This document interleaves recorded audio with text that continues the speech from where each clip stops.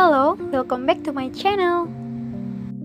Teori feminisme adalah sebuah ideologi dan sebuah gerakan sosial untuk mencapai kesetaraan hak untuk perempuan dalam berbagai hal.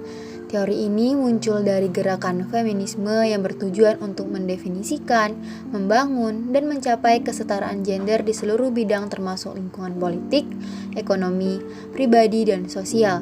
Gerakan ini didorong oleh para perempuan yang menuntut kesetaraan gender. Nah, kali ini saya akan menganalisis film Kartini yang merupakan tokoh feminisme yang terkenal. Dalam film Kartini ini akan menemukan sosok Kartini yang tomboy dan penuh semangat yang dibawakan oleh Dian Sastro. Kemudian bersama kedua adiknya yaitu Kardina yang diperankan oleh Ayu Sita dan Rukmini yang diperankan oleh Acha Septiasa, mereka akan berusaha melalui berbagai macam rintangan bersama melalui gerakan yang mereka buat. Dalam film Kartini, saat ia kecil sudah memberontak karena ingin tidur dengan ibunya, Ngasirah, yang notabene adalah asisten rumah tangga. Hal tersebut bertentangan dengan tradisi Jawa pada saat itu karena Kartini memiliki ayah seorang bupati yakni golongan bangsawan. Saat Kartini mulai beranjak remaja, harus dipingit di dalam kamar karena usianya yang siap untuk dinikahi. Kartini juga harus merasakan pengalaman tak mengenakan ketika ia memasuki masa pingitan. Masa-masa ketika seorang perempuan harus belajar menjadi seorang perempuan seutuhnya sambil menunggu bangsawan lain datang untuk meminang.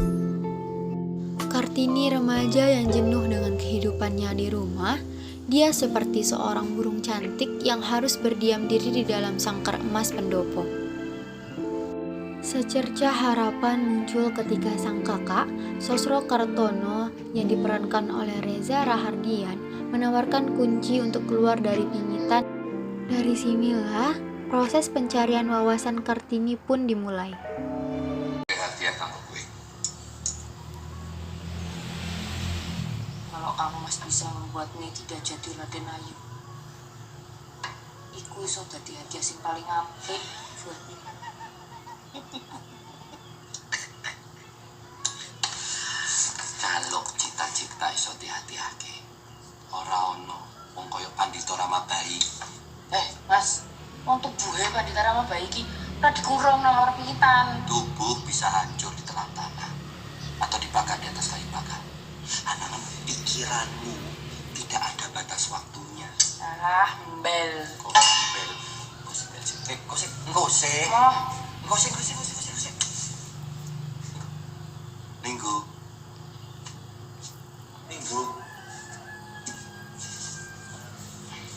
Mau keluar kamar pingitan ora? Gelem ora?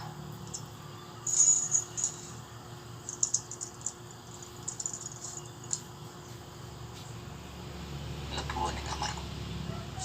Nang kono ono lawang kanggo metu saka kamar pingitan. Wis yo. Mas, Jangan biarkan pikiranmu terpenjara nih. Tak tunggu di Belanda. Akhirnya Kartini mengikuti semua yang dikatakan kakaknya untuk membaca semua buku yang ada di lemari kamar kakaknya. Kemudian Kartini mengajak kedua adiknya, Rukmini dan Kardina untuk mengikuti jejaknya, yang juga masuk ke kamar pingitan. Mereka mencoba memberi pemikiran baru untuk mendobrak nilai adat yang saat itu dianggap mendiskriminasi hak kaum perempuan. kowe arep pegel terus-terusan. Dadi Raden Ayu iku, kowe kudu nglayani wong lanang sing bukan pilihanmu dhewe. Gelem kowe? Apa tidak ada pilihan lain, Mbak Yu? Ora ono. Tapi kita iso tapi sing beda. Anak-anak perempuan bupati, baik istri bangsawan maupun bukan, harus menjadi seorang Raden Ayu. Anak perempuan tersebut harus menjalani pingitan dikurung di dalam rumah sejak menstruasi pertama, menanti laki-laki bangsawan datang melamarnya menjadi istri pertama, kedua, bahkan ketiga. Kemudian Kartini, Rukmini, dan Kardina belajar dan berbagi ilmu dengan orang Belanda.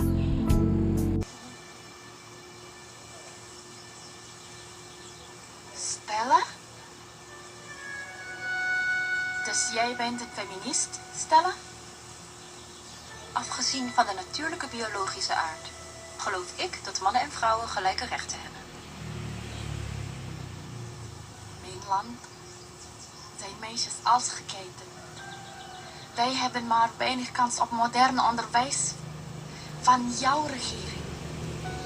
De meesten keren zich tot mijn eigenschap.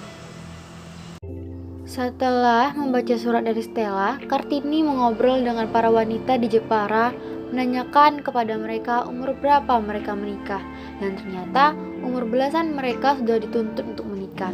Kartini kemudian menceritakan kepada Tuan Abendanon tentang perempuan Jawa bahwa perempuan Jawa hidup hanya untuk menikah, tidak peduli menjadi istri keberapa untuk suami mereka.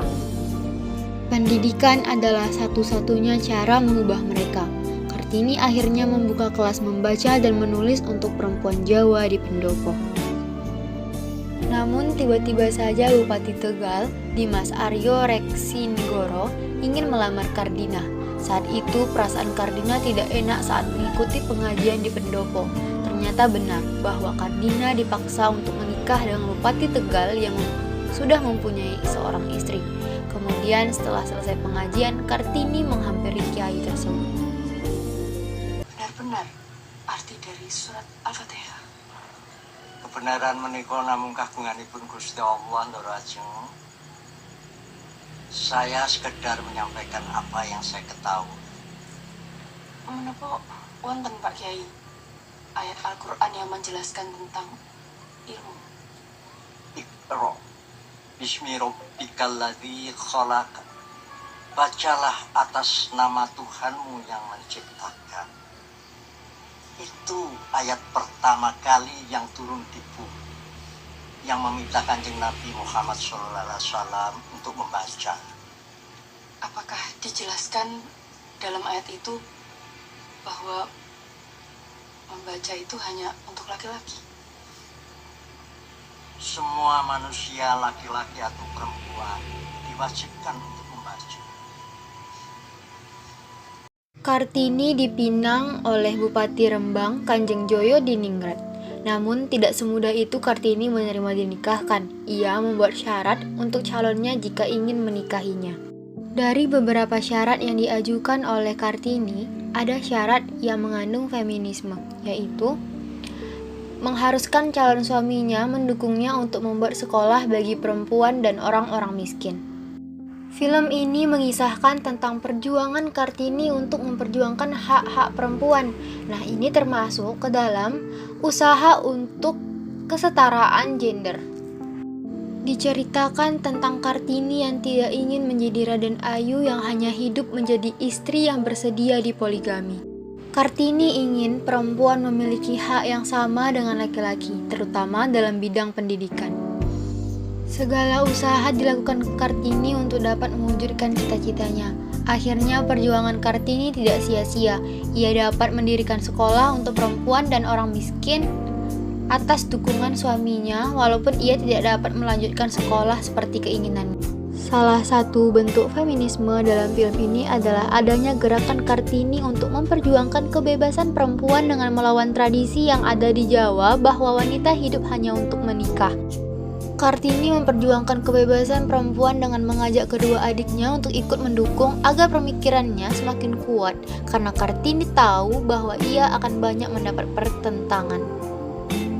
Film ini menunjukkan bahwa meskipun perempuan dapat menjadi sosok feminisme yang dapat memelihara kekuatan, namun perempuan tetap membutuhkan dukungan untuk mencapainya. Kartini dianggap sebagai pemimpin perempuan untuk menyuarakan tentang kesetaraan perempuan. Hal ini membuat kekaguman dan semangat untuk kaum perempuan dalam menempuh pendidikan.